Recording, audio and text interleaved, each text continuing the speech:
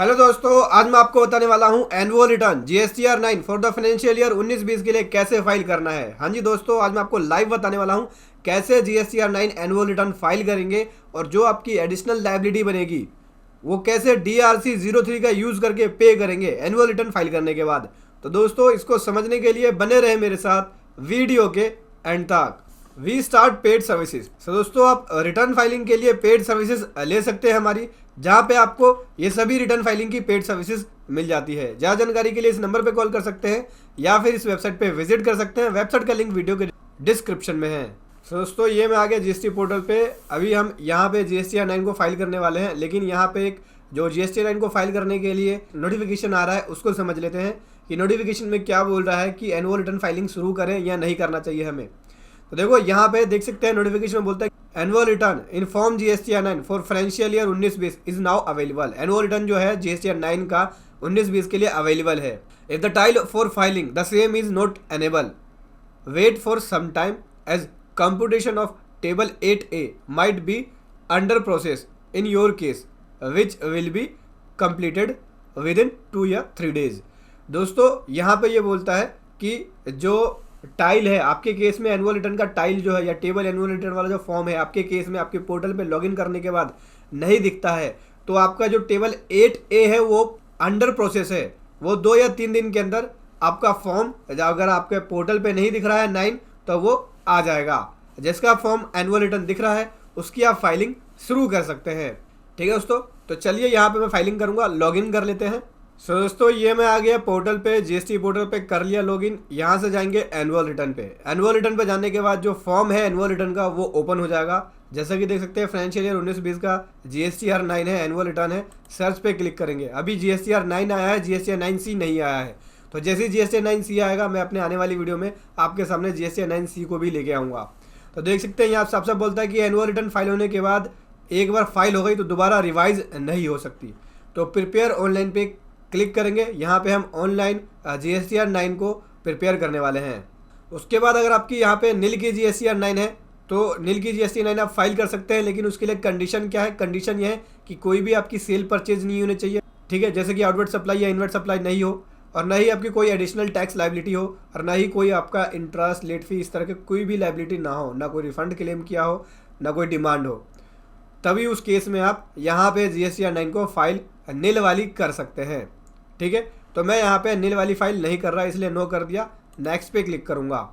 Next पे click करने के बाद मेरा यहाँ जो फॉर्म है जीएसटीआर 9 एनुअल रिटर्न फॉर्म वो ओपन हो गया है। देख सकते हैं ये फॉर्म ओपन हो गया। इसको भरने से पहले हमें रिकन्सिलेशन करना होता है बुक्स का और रिटर्न्स का जो आपने फाइल करी है।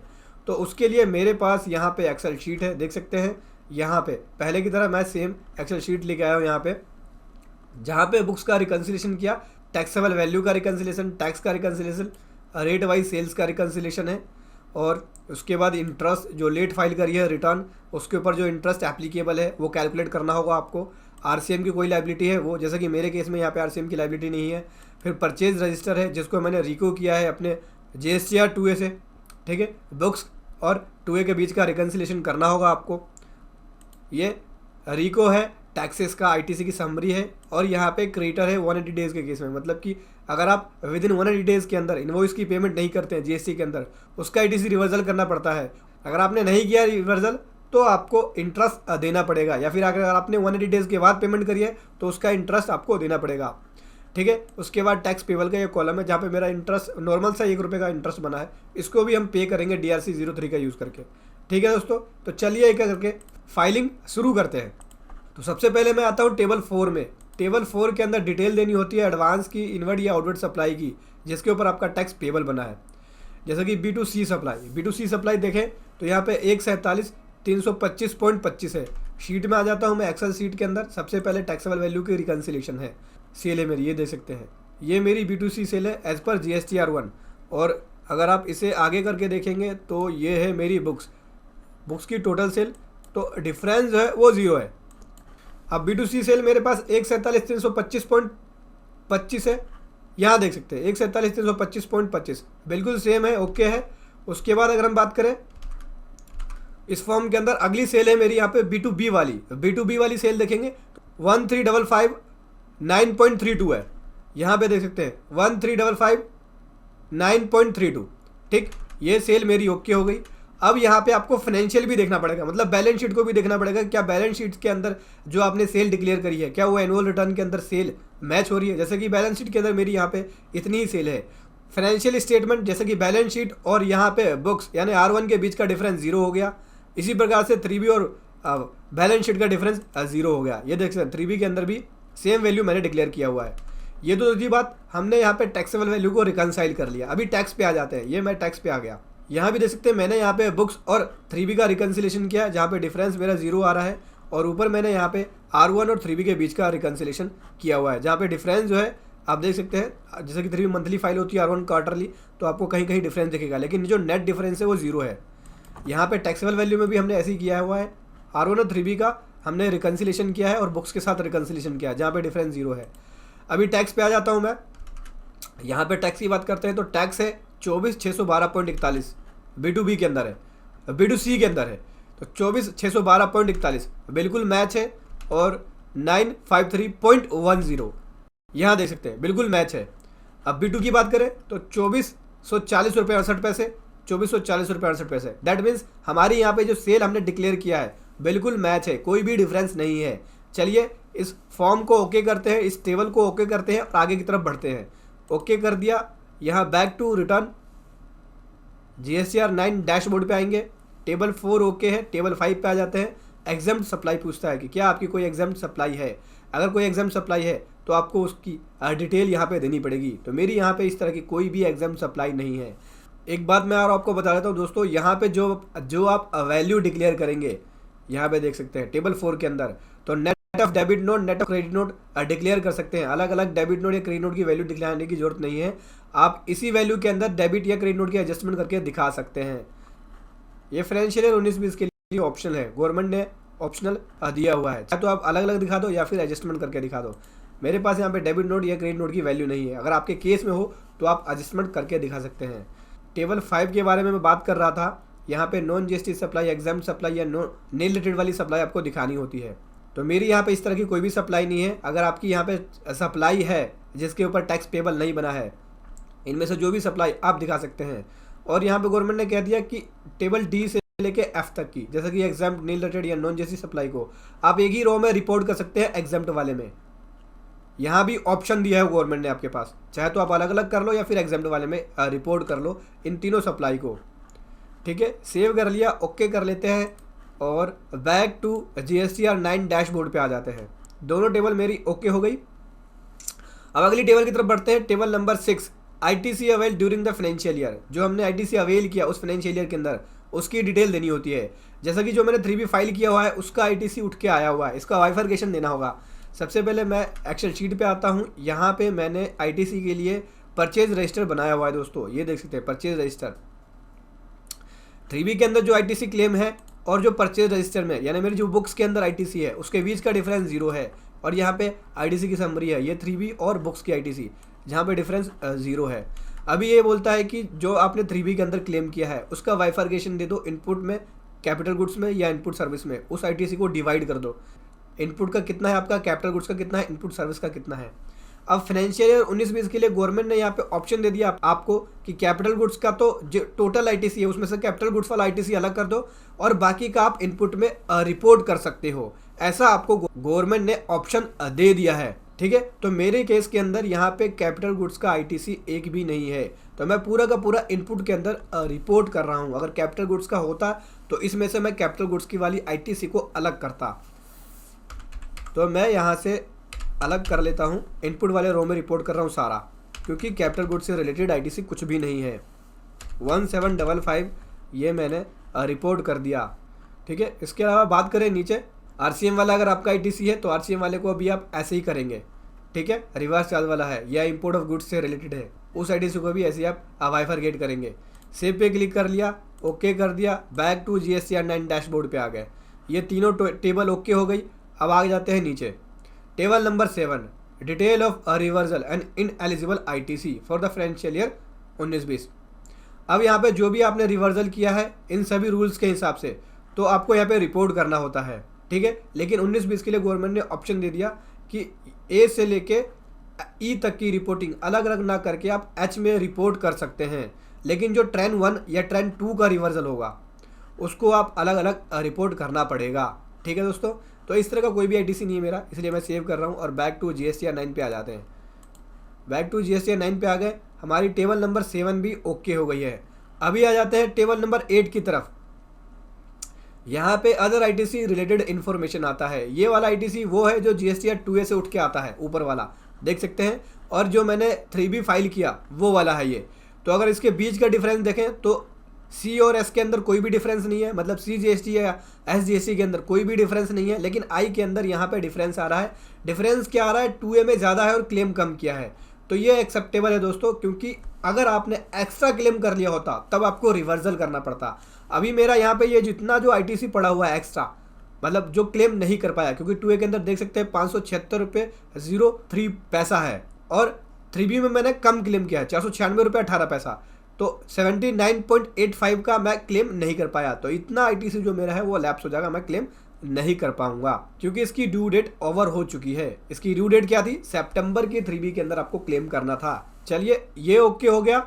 अभी क्या करते हैं, इसको सेव पे क्लिक करते हैं। सेव पे क्लिक करने के बाद ओके कर लिया और बैक टू जीएसटीआर 9 डैशबोर्ड पे आ चुके हैं। अगली टेबल की तरफ बढ़ते हैं। अगली टेबल है टैक्स पेबल और टैक्स पेड के बीच का डिफरेंस। आपका पेबल कितना बना, आपने पे कितना किया, ये ऑटो आता है, तो मैं सेव पे क्लिक कर लेता हूँ। अगर मैं कोई अमेंडमेंट करता या सप्लाई को घटाता बढ़ाता तो मैं टैक्स पेबल और पेड के बीच का डिफरेंस दिखाता, लेकिन वो यहाँ नहीं दिखाना होगा, यहाँ दिखाना होगा टेबल नंबर 14 में। अभी 10वें 11वें 12वें 13वें के बारे में बात करते हैं। तो 10 और 11 में बोलता है कि कोई भी अगर आपने सप्लाई, जैसे कि 10 में बोलता है कि अगर आपने सप्लाई को अमेंडमेंट करी है, मतलब बढ़ाया है सप्लाई, तो आपको यहाँ पे देना होता है 10वें में, और अगर आपने सप्लाई रिड्यूस किया है, घटाया है अमेंडमेंट के थ्रू, तो उसकी डिटेल आपको यहाँ देनी होती है। ठीक है, उसके बाद 12वें के अंदर बात करें, ये एक्टिविटी कब आपने करी है। अगर आपने ये एक्टिविटी 19-20 का 20-21 के अंदर अप्रैल से लेकर सितंबर तक करी है तो डिटेल देनी होती है। अगले फाइनेंशियल ईयर के अंदर आपने करी है, तो अगर आपने सेम फाइनेंशियल ईयर के अंदर करी है तो आपको डिटेल देने की ज़रूरत नहीं है। ठीक है, इसी प्रकार से एक बार मैं और टेबल नंबर 8 पे आ जाते हैं। मैं आपको एक बात और बता देता हूँ, टेबल 8 में देख सकते हैं, यहाँ पे सी के अंदर अगर आपका आईटीसी आपने क्लेम किया हो, जैसे कि मेरा यहाँ पे छूट गया 79.85, मैं क्लेम नहीं कर पाया 19-20 के अंदर, 19-20 का 20-21 के अंदर क्लेम नहीं कर पाया। इसकी क्लेम करने की डेट क्या थी, अप्रैल से लेकर अगर मैं सितंबर के बीच में ये 79.8 रुपीज़ क्लेम कर लेता तो मैं इसको यहाँ पे रिपोर्ट करता। हालांकि मैं इसको क्लेम नहीं कर पाया तो मैं यहाँ पे रिपोर्ट नहीं कर रहा हूँ। ठीक है, अगर आपके केस में अगर आपने 19-20 का 20-21 के अंदर क्लेम किया है आईटीसी, तो उसको आप यहाँ पे रिपोर्ट कर देंगे। ठीक है दोस्तों, सेव कर लिया और ओके कर दिया। बैक टू जीएसटीआर 9 डैशबोर्ड पे आ गए। कौन सी टेबल पे थे हम, यहाँ पे टेबल पे जो थे 10-11 मैंने आपको बता दिया कि अगर आपने 19-20 का 20-21 के अंदर अमेंडमेंट के थ्रू सप्लाई बढ़ाई है या घटाई है तो उसकी रिपोर्टिंग आपको यहाँ देनी होती है। बढ़ाई है तो यहाँ पे, और घटाई है तो यहाँ पे देनी होती है। अब 13 और 12 की बात करें तो 12 में बोलता है कि अगर आपने आईटीसी का रिवर्सल किया 19-20 का 20-21 के अंदर, या फिर आईटीसी आपने क्लेम किया 19-20 का 20-21 के अंदर, तो आपको यहाँ पे देना होता है। रिवर्सल वाली डिटेल 12 नंबर में और क्लेम वाली डिटेल 13 नंबर में देना होता है। 19-20 का 20-21 के अंदर अप्रैल से सितंबर के बीच में अगर आपने एक्टिविटी करी है, तो सितंबर की 3B के अंदर करी है, तो उसकी डिटेल आपको देनी होती है। अभी मैं बात करूं कि अगर आपने ऊपर, अभी यहाँ पे हो क्या रहा है, डबल रिपोर्टिंग चल रही है, क्योंकि अगर आप देखेंगे आईटीसी आपने 8C में भी रिपोर्ट किया, क्योंकि 8C में हम यहाँ पे क्या रिपोर्ट करते हैं मैं आपको दिखाता हूँ। फिर से 8C पे चलते हैं। देखिए दोस्तों, 8C में यहाँ पे 19-20 का जो भी आपने आईटीसी क्लेम किया 20-21 के अंदर, उसकी डिटेल आपको 8C में देनी होती है। ठीक है, लेकिन अभी टेबल नंबर 13 के अंदर भी वही रिपोर्टिंग सेम आपको देनी होती है कि अगर आपने 19-20 का आईटीसी 20-21 के अंदर क्लेम किया है तो आपको यहाँ पे रिपोर्ट करना होता है। लेकिन इस चीज़ से बचने के लिए गवर्नमेंट ने यहाँ पे आपको एक राहत दे दी है 19-20 के अंदर कि आपको टेबल नंबर 12 और टेबल नंबर 13 की रिपोर्टिंग नहीं करनी है। रिपोर्टिंग नहीं करनी है मतलब ऑप्शनल है, आप कर सकते हैं, नहीं करना चाहे तो नहीं कर सकते, मैंडेटरी नहीं है, ये ऑप्शनल कर दिया। क्योंकि आईटीसी की डिटेल हम पहले ही 8C में दे देते हैं और रिवर्सल की डिटेल भी हम टेबल नंबर 7 में दे देते हैं, तो डबल रिपोर्टिंग करने की ज़रूरत नहीं है, ऑप्शनल कर दिया गवर्नमेंट ने। टेबल नंबर 12 या 13 भरना चाहे तो भर सकते हैं या फिर छोड़ सकते हैं। इसको सेव कर लेते हैं दोस्तों, ओके कर लिया और back to return GSTR 9 dashboard पे आ जाते हैं। टेबल नंबर 10, 11, 12 एंड 13 कंप्लीट हो चुकी है। टेबल नंबर 14 की बात करें तो टेबल नंबर 14 में कोई भी आपका टैक्स पेबल बनता है किसके वजह से, 10 या 11। 10-11 में अगर आप सप्लाई बढ़ा रहे हैं या घटा रहे हैं, पिछले साल का इस साल आपने सप्लाई बढ़ाई है या घटाई है, उसके वजह से जो आपका टैक्स पेबल बना वो देंगे, और कितना पे कर दिया वो आपको यहाँ पे देना होगा। पेबल कितना बना और पेड कितना कर दिया उसकी डिटेल देनी होगी। कोई डिफरेंस बचता है तब आपको DRC03 के थ्रू पे करना पड़ेगा। सेव कर लिया, ओके कर लिया। अभी बैक टू GSTR 9 डैशबोर्ड पे आ गए। Particular of demand and refund पे आते हैं। यहाँ पे आपको डिमांड एंड रिफंड्स की डिटेल देनी होती है। अगर कोई आपके ऊपर एडिशनल डिमांड बना है GST का, या कोई रिफंड आपने क्लेम किया है, उसकी डिटेल आपको यहाँ पे देनी होती है। तो मेरे केस में यहाँ पे इस तरह की कोई भी डिटेल नहीं है, ना ही मैंने रिफंड क्लेम किया, ना ही कोई मेरा यहाँ पे डिमांड बना है, 0 है वैल्यू। अब अगली टेबल की तरफ बढ़ते हैं, टेबल नंबर 16। टेबल नंबर 16 में यहाँ पे आपको डिटेल देनी होती है। अगर आपने कोई भी कॉम्पोजिशन सप्लाई रिसीव किया कॉम्पोजिशन टैक्सेबल पर्सन से, तो उसकी डिटेल देनी होती है। या कोई भी डीम्ड सप्लाई है अंडर सेक्शन 143 के अंदर, उसकी डिटेल देनी होती है। या गुड्स आपने भेजा है अप्रूवल बेसिस पे लेकिन रिटर्न नहीं हुआ है, तो उसकी डिटेल आपको यहाँ पे देनी होती है। तो गवर्नमेंट ने यहाँ भी 19-20 के लिए इस टेबल को, टेबल नंबर 16 को ऑप्शनल कर दिया। चाहे तो आप इसको दे सकते हैं या फिर आप इसको छोड़ सकते हैं। इसी प्रकार से जो टेबल नंबर 15 थी, जहाँ पे आपको डिमांड एंड रिफंड की डिटेल देनी थी, उसको भी ऑप्शनल कर दिया है। इसको भी आप देना चाहे तो दे सकते हैं या फिर छोड़ सकते हैं। अभी बात करूँ टेबल नंबर 17, जहाँ पे आपको HSN समरी की डिटेल देनी होती है जो आपकी आउटवर्ड सप्लाई से रिलेटेड है। और टेबल नंबर 18, इसमें भी HSN वाइज समरी देनी होती है जो आपकी इनवर्ड सप्लाई से रिलेटेड है। तो ये दोनों ही टेबल को गवर्नमेंट ने ऑप्शनल कर दिया है। चाहे तो आप इसको दे सकते हैं, रिपोर्ट कर सकते हैं इसमें वैल्यू, या फिर आप इसे छोड़ सकते हैं। गवर्नमेंट ने इसे ऑप्शनल कर दिया है। ठीक है दोस्तों, यहाँ पे अभी हमारी GSTR 9 ओके हो चुकी है, कंप्लीट हो चुकी है। मैं आपको यहाँ पे दिखा देता हूँ मेरा टैक्स पेबल किस वजह से बना है। मेरा यहाँ पे टैक्स पेबल इंटरेस्ट की वजह से बना है। मैं आपको दिखाता हूँ दोस्तों, ये देख सकते हैं, ये मेरी नेट लाइबिलिटी बनी जो मैंने पे किया है कैश लेजर का यूज़ करके। जहाँ पे डिले मेरे पास 1 दिन का हुआ था यहाँ पे, तो 1 दिन का इंटरेस्ट जो मेरा कैलकुलेट हुआ वो 1 रुपये यहाँ पे इंटरेस्ट कैलकुलेट हुआ IGST के अंदर। यहाँ भी 1 दिन का डिले है, लेकिन यहाँ ड्यू डेट बढ़ गई थी, कोविड की वजह से ड्यू डेट बढ़ गई थी, इसीलिए यहाँ पे इंटरेस्ट कैलकुलेट नहीं किया मैंने, 0 है। ठीक है, अब ये मेरा 1 रुपये का जो इंटरेस्ट बना है मैंने 3B के अंदर पे नहीं किया, पेड नहीं किया, तो वो मेरी लाइबिलिटी बन गई है। अब मैं यहाँ पे 1 रुपये का जो इंटरेस्ट है मैं पे करूँगा GSTR 9 के अंदर DRC03 का यूज़ करके। अभी ये ओके हो चुका है, हमारी GSTR 9 कंप्लीट हो चुकी है। क्या करना है, कंप्यूट लाइबिलिटी पे क्लिक करना है। कंप्यूट लाइबिलिटी पे क्लिक करेंगे, देख सकते हैं रेडी टू फाइल, फाइलिंग के लिए रेडी हो चुका है। अब हम फाइल कर सकते हैं। लेट फी 0 है। और दोस्तों अगर आप इस एक्सेल शीट को डाउनलोड करना चाहते हैं तो वीडियो के डिस्क्रिप्शन में इसका लिंक मिल जाए, वहां से जाके आप इस एक्सेल शीट को डाउनलोड कर सकते हैं। अभी प्रोसीड टू फाइल पे क्लिक करूंगा मैं। प्रोसीड टू फाइल पे क्लिक करने के बाद देख सकते हैं कैश लीजर के अंदर मेरे पास यहाँ पे बैलेंस है, और यहाँ जो पेबल बना है लेट फी पेबल 0 बना है, क्योंकि हम लेट नहीं टाइम से फाइल कर रहे हैं।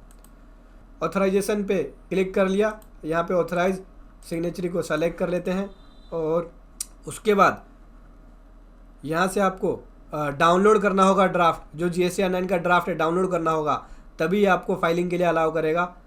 जैसे कि डाउनलोड कर लिया मैंने, यहाँ पे दिखाता हूँ मैं आपको। ये GSTR 9 का फॉर्म है, प्री ड्राफ्ट फॉर्म हो गया ये। जो डिटेल्स हमने भरी उसकी डिटेल यहाँ पे दिखेगी, देख सकते हैं। ये नीचे स्क्रॉल करते हैं, ये देख सकते हैं। इनपुट में रिपोर्ट किया था मैंने, बाकी वैल्यू तो सेम ही थी, लगभग वैल्यू सेम थी। ठीक है, ओके है GSTR 9 का। और हालांकि मैं अपनी पुरानी वीडियो के अंदर भी बता चुका हूँ, मैं बैक करता हूँ एक बार, बैक टू रिटर्न फाइल में। यहाँ पे आपको GSTR 9 जो है सिस्टम कंप्यूटेड समरी PDF में दिखता है, तो आप इसको भी देख के आइडिया लगा सकते हैं कि आपकी वैल्यू एनुअली क्या आ रही है 3B और R1 से उठ के B2B सप्लाई में या B2C सप्लाई में। ऐसे ही आपकी R1 भी है यहाँ पे, तो यहाँ से भी आप देख के अपनी वैल्यू को एनालाइज कर सकते हैं GSTR 1 के अंदर क्या वैल्यू है। इसी प्रकार से GSTR 3B को भी डाउनलोड करके आप एनालाइज कर सकते हैं कि कितना आपने टैक्स लायबिलिटी डिक्लेयर किया है और कितनी ITC है। ये ओके हो चुका है दोस्तों। प्रोसीड टू फाइल पे आ जाएंगे, यहाँ पे आ जाएगा लेट फी पेबल या पेड की डिटेल आएगा। कोई भी लेट फी पेबल नहीं है, सेलेक्ट कर लिया। ऑथराइज सिग्नेचर को यहाँ से सेलेक्ट करूँगा। ऑथराइजेशन पे सेलेक्ट करने के बाद उसके बाद आपको यहाँ पे pre draft GSTR 9 PDF form पे क्लिक करना। जैसे ही क्लिक करेंगे तो ये जो फाइल GSTR 9 का ऑप्शन है एनेबल हो जाएगा।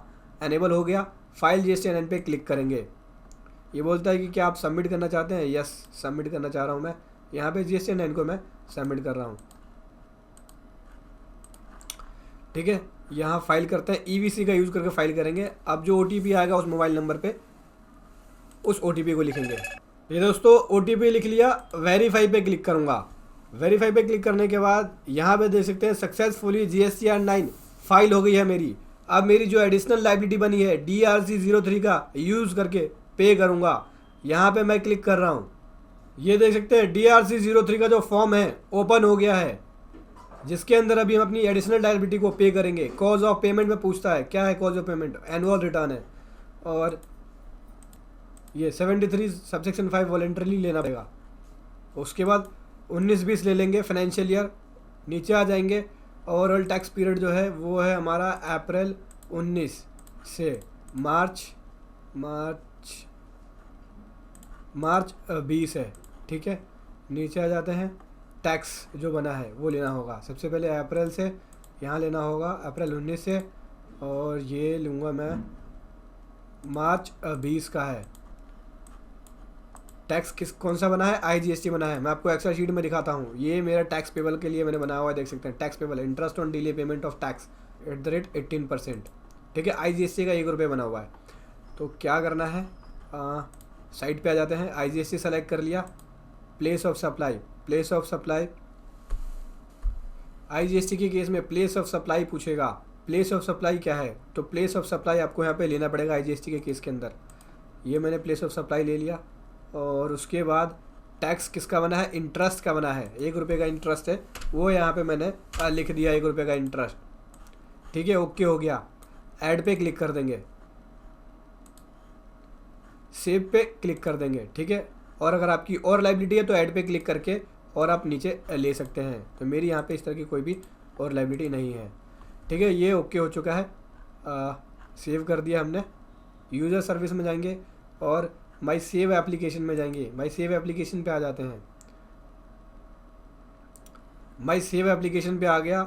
यहाँ पे आपका जो फॉर्म है DRC03 ड्राफ्ट दिख जाएगा। एक्शन पे क्लिक करना है, और एक्शन पे क्लिक करने के बाद जो डिटेल हमने भर दी थी यहाँ पे देख सकते हैं, 1 रुपये का मैंने इंटरेस्ट सेव कर दिया था। अभी क्या है, प्रोसीड टू पे का ऑप्शन आ गया। यहाँ पे प्रोसीड टू पे पे आ जाएंगे, और प्रोसीड टू पे पे आने के बाद आपको जो भी आपकी लाइबिलिटी बनती है आप कैश लेजर से ही जमा कराना पड़ेगा। आप ITC का यूज़ करके जमा नहीं करा सकते हैं GSTR9 के अंदर। ठीक है दोस्तों, DRC03 के थ्रू जो भी पेमेंट करेंगे आपको कैश लेजर के थ्रू करना पड़ेगा। अभी मैं आपको दिखाता हूँ। ये लाइबिलिटी मेरी बन गई 1 रुपये की, और कैश लेजर मेरे पास इंटरेस्ट में पड़ा हुआ है IGST का 1 रुपये का। ठीक है, एडिशनल कैश की रिक्वायरमेंट नहीं है, तो मैं किसके थ्रू पे कर रहा हूँ, कैश के थ्रू ही पे कर रहा हूँ। 1 रुपये का जो इंटरेस्ट है IGST में, तो यहाँ पे मैं 1 रुपये लिख लूँगा। ठीक है, 1 रुपये लिख लिया। एडिशनल कैश की ज़रूरत नहीं है, बैलेंस पहले से ऑलरेडी है मेरे पास। ओके हो गया दोस्तों। अभी क्या करना है, रीज़न देना होगा। रीज़न क्या है, क्यों पेमेंट कर रहे हैं, तो मैंने यहाँ पे लिखा हुआ है interest on delay payment of tax,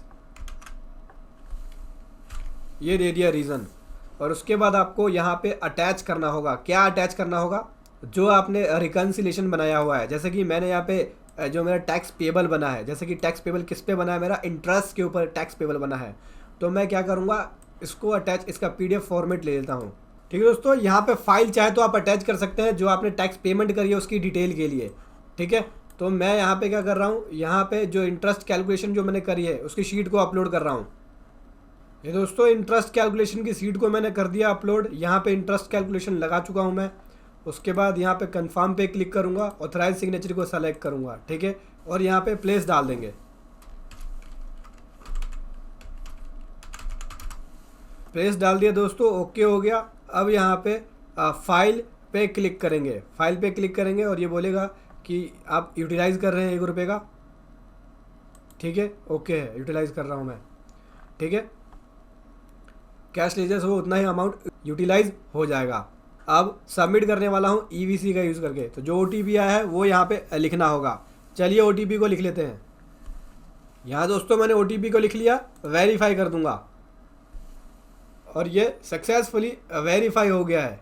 यहाँ पे DRC03 के थ्रू पे कर चुका हूँ मैं अपनी लाइबिलिटी। तो ऐसे आपको यहाँ पे GSTR9 फाइल करना है और ऐसे आपको जो आपकी लाइबिलिटी बनेगी पे करना है। वीडियो कैसी लगी ज़रूर बताएं। Thank you so much. जय हिंद, वंदे मातरम।